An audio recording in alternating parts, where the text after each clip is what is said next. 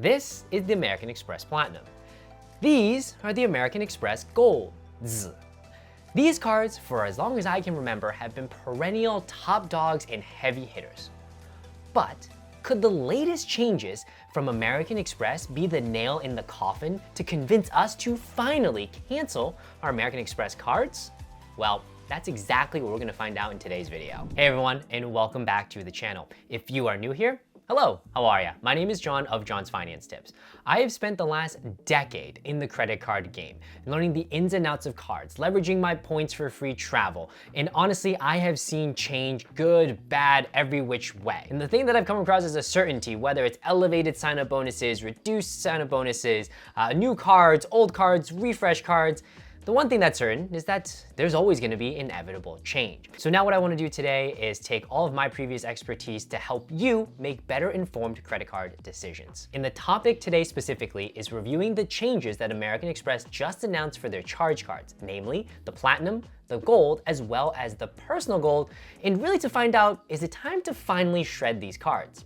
Or I guess melt them, because technically they're metal. So if that sounds like a plan, pop a squat, tap the thumb icon, and we'll get into today's video. In a quick order of housekeeping, the structure of video is gonna break down into two parts. In the first part, we're gonna talk about all of the changes that American Express has recently announced for these cards. And in the second part, I'm gonna give you my verdict and recommendation of whether or not it honestly is time to just axe it and cancel them. The first card we have on the list is the American Express Platinum. If you know nothing about this card, what you need to know is this is American Express's top tier premium travel card. It competes with the likes of the Chase Sapphire Reserve as well as the Capital One Venture X. And this card has honestly been around for as long as I can remember. The issue that I have with this card is that oftentimes people conflate this with luxury and status, and I just wanna say it's a credit card, or I guess more specifically a charge card, but it's a card like all those other cards, in that there is a certain set of features and benefits, and if you can leverage it, it's valuable. If not, it's probably not it for you. And recently though, there have been some changes to those benefits. The first change of benefits to the American Express Platinum is the authorized user benefit. So in the past, you were able to add up to 3 authorized users for $175. These authorized users then got access to some features. They got access to things like the American Express Centurion Lounges. They also got access to Priority Pass, and they could even get their own global entry credits. At $175 for 3, some could make an argument, okay, it might work maybe for a spouse or a child, whatever the case may be. American Express then decided, you know what, maybe too many people are taking advantage of this. And so now they've increased the rate to add authorized users to $195 per 1 authorized user. So in effect, they've made it 4 times more expensive to have an authorized user on the account. The next change that we've seen from the American Express Platinum has to do with their entertainment credits. And for those of you who are kind of new in the ecosystem, American Express credits, what are they? Just know that the American Express Platinum oftentimes can be compared to a coupon book. There are a billion different credits, some of them useful, most of them not. The entertainment credit was one that I think reasonably most people could have gotten value from. And so how it worked was, it was $240 and you would get a $20 monthly statement credit. Cool, and you can use them for various places. Disney Plus was my preferred, but you could have also used them for a place like Audible, which is actually how Viv, my fiance, uses her credits. But well, now they're removing Audible as a potential partner and now replacing it with the Wall Street Journal. The next major change we have from the American Express Platinum is the fact that they are no longer allowing complimentary guests when you enter a Centurion Lounge. So you used to be able to bring in 2 guests with you. And I would argue the Centurion Lounges are some of the most valuable and some of the best domestic lounges in the United States. But now if you wanna bring a guest into a Centurion Lounge with you who does not have an American Express Platinum, you'll have to pay either a one-time fee, or if you spend $75,000 with American Express, you can bring in guests.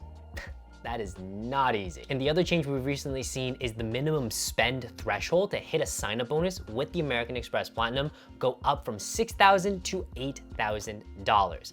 And as far as what the sign-up bonus is, it'll still range anywhere from $800 to like $100, $125,000, depending on where you find the sign-up bonus from. And the last change also applies to sign-up bonuses. So American Express, if you didn't know, has language around all of their cards, where basically you're limited to 1 sign-up bonus per lifetime. Now, some people would argue it might be like credit history lifetime, so maybe in 7 or 10 years you could get it again, but still, the language is there. You can only have 1 bonus for a lifetime. Okay, great. With the Platinum though, there used to be a lot more flavors. So you used to have like a Mercedes-Benz flavor Platinum, you used to have an Ameriprise flavor Platinum. Those are no longer available, but there are still a couple other different flavors. So you've got the regular vanilla Platinum, you've got the Morgan Stanley Platinum, you've got the Charles Schwab Platinum. And up until recently, you could get a bonus on each individual one because they were kind of seen as separate products. But now what's happened is American Express is saying, you know what? All of our Platinums are kind of one and the same. And so therefore, if you've had one bonus from one, then it counts as all of them and you're gonna be ineligible to get a bonus from the others. All right, next up, we have the American Express Gold. This card is kind of their mid-tier card, so it competes with the likes of the Chase Sapphire Preferred or the Capital One Venture or the Citi Premier. The American Express Gold actually is a solid card when it underwent a huge change back in 2019 or so. Before that, it used to be called the Preferred Rewards Gold, and it was honestly pretty meh. And then it got swapped to the Gold, and it's got some amazing benefits. However, we've got a major change coming, and that has to do with the sign-up bonus. Remember earlier how we said American Express likes to limit bonuses to once per lifetime? Well, they now say if you have gotten a bonus from the American Express Platinum, you can't get the bonus for the American Express Gold. So if you get the Platinum bonus, no gold bonus for you. And the third card we'll look at is the American Express Business Gold. The changes are a little bit different in that they are pretty much revamping this entire product. So the first change is the annual fee of the card is now gonna go from $295 a year to $375 a year. In addition, this card loses its 25% point bonus rebate. From an earnings category perspective, it actually has been expanded a little bit. So now what's gonna happen is you'll be able to earn 4 points per dollar spent on up to $150,000 of spent across 2 categories. And these categories can include things like gas stations, restaurants, media providers for advertising, electronic goods retailers, transit, and monthly wireless service charges. And of course, all of these have to be from US providers. In addition, the card also now gives 2 credits. One is a $240 a year credit, similar to the personal gold, in which it's gonna be divvied out as $20 per month. And you'll also get a $155 credit to Walmart Plus. Cool, now that we've covered the changes, let's go back and I'll give you kind of my take and recommendation for the card, whether it's good or bad, or you should cancel, or maybe you should consider opening. The first card we'll talk about is the American Express Platinum. And the first change is the authorized user fee, going from $175 for 3 to $195 for 1. That's a huge net negative. I mean, if you take a look compared to their competitors, the Chase Sapphire Reserve, I believe, is $75 per 1. The Capital One Venture X is free to add authorized users. And we think about kind of the associated benefits, right? Those users are getting priority pass. They're also potentially getting the global entry as well. I get it, it's a money play, they want to generate more revenue, but that is just such a crazy increase. The second change we see is dropping Audible and going to the Wall Street Journal.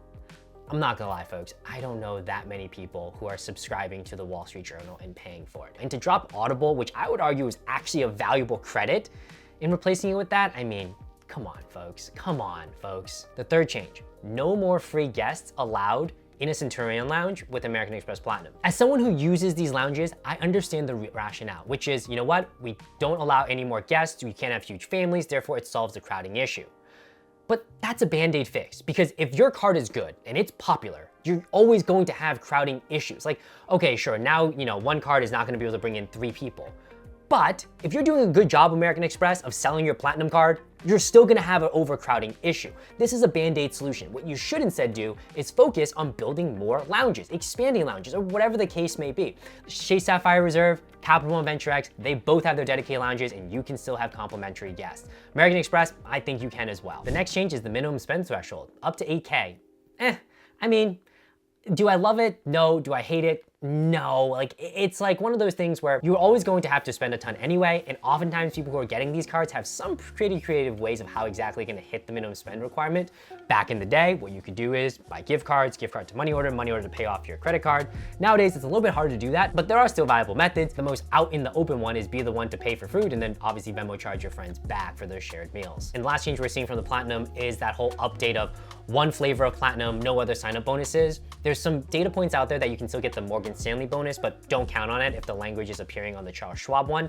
Personally, I'm kind of bummed. I was holding off getting the Charles Schwab Platinum. I was working through some other cards. I wasn't focused, and now I can't get an 80,000 point bonus. Yeah, that one sucks. Can I hate on them for it? I can't, because technically it literally says American Express Platinum in the name. The benefits are pretty much the exact same with a slight change for the Schwab one. And so I think they were doing us a solid by allowing people to have multiple flavors with multiple sign-up bonuses. So this one sucks, but I think we could have seen this one coming. Overall, are these changes enough to warrant a cancellation? Well, if you're someone that values having guests, and if you're someone that values being able to add authorized users, yeah, absolutely. I mean, at the end of the day, it's like these are huge benefits that now are costing you big time if you still want to access them, which you previously had access to. The other changes in terms of like the bonuses and the spend thresholds, that doesn't deter me as much. Like, I think they're pretty reasonable. So I would not consider not getting the card, but if I currently have the card and I like those previous other benefits, like, yeah, I probably would consider just whoosh, cutting on and moving on to the next one. And your two alternatives I mentioned earlier are either the Venture X for free authorized users and complimentary guests to their lounge, or Chase Sapphire Reserve, $75 per authorized user, as well as complimentary access for guests into their lounge. The caveat is neither of those have as much of a robust lounge network as American Express, so you want to consider that as well. The second card, the American Express Gold. The changes to that basically state that if you get a bonus from a Platinum, you can't get the bonus for the Gold. What's my recommendation? So unfortunately, if you're one of the people who've had a bonus from a Platinum and not a Gold, you're SOL. There's not a whole ton you can do. It kind of just sucks. So the recommendation here is if you're ever even considering, hey, maybe I want to get a Platinum, get the Gold first. Even if you're like, I'm never going to use the Gold, doesn't matter. Get the sign-up bonus, folks. Pay the $250 annual fee, effectively $10 for the Gold sign-up bonus. That's going to carry you so much further than the earnings on the Platinum, yada yada. And then once you get the Gold, then go get a bonus from the Platinum. The third card I'll talk about is the American Express Business Gold. The TLDR is, I'm probably more inclined to jump on this card, especially for the right small business owner. Previously, this card really didn't have a whole ton going for it, other than the fact that there's a sign-up bonus, and that's it. And so if you're like me, you're in the churn game, sure, you're gonna get this card no matter what, because you want an elevated sign-up bonus, but it really wasn't all that appealing to hang on to. Now, with the credits, and if you structure it appropriately, effectively you're paying about $135 for the card, which is cheaper than the previous old card, and if for some reason you do take advantage of the Walmart Plus benefit, then sure, you could almost come out net positive on the card. I don't think most people will, but maybe you do like Walmart Plus. Overall though, even though the card is losing the 25% point rebate and the annual fee is going up, I think with the expanded spend categories and that $240 credit that can be used across your FedEx, across Grubhub, as well as office supply stores, I think more people are going to get benefit out of the card now, especially as small business owners. So I would certainly recommend this card, and honestly could be a more valuable card to keep now past the first year. All right, folks, so this has been the video. These are all the changes that we've seen across American Express cards and kind of my recommendation of whether you should cancel the card. And the TLDR wrap is Platinum, probably not gonna keep. Gold, you should probably get the Platinum bonus before you get the Gold. And the Business Gold, I actually would consider hanging on to this card compared to the older version. And if you would like to support my channel in any way, I would really appreciate it if you guys want to check out my affiliate links in the description box down below. With that said, it's been a phenomenal video, and I will catch you on the next one. Peace!